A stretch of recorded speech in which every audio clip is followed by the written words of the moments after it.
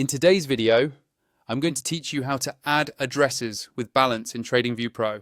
First, make sure you're logged into your TradingView Pro account and you have the chart of the asset you want to analyze open on your screen.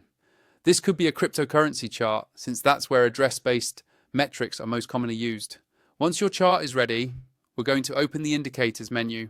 Look toward the top of your TradingView interface and find the Indicators button. It usually sits above the chart area. Go ahead and click on that. This will open up the Indicators and Strategies window, where you can search for and add different tools to your chart.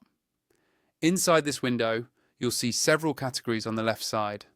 Instead of searching by name, we're going to navigate by category to make sure we find the correct data. Find the category labeled Fundamental and click on it, even though we often think of fundamentals as earnings or financial ratios for stocks.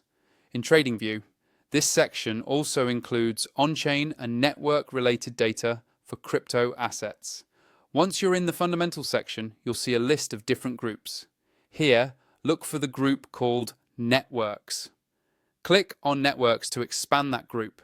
This is where TradingView keeps various on-chain metrics tied to blockchain activity, such as addresses, transactions, and network usage. These metrics can be really useful if you're trying to understand whether interest and activity around a coin are growing or slowing down.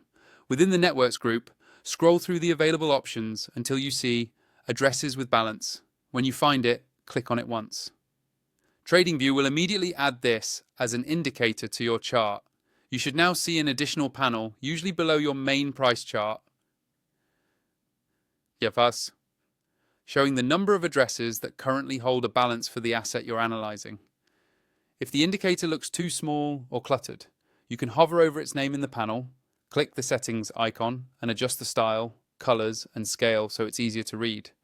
You can also hide or show it using the eye icon if you want to quickly compare price action with and without the on-chain data visible.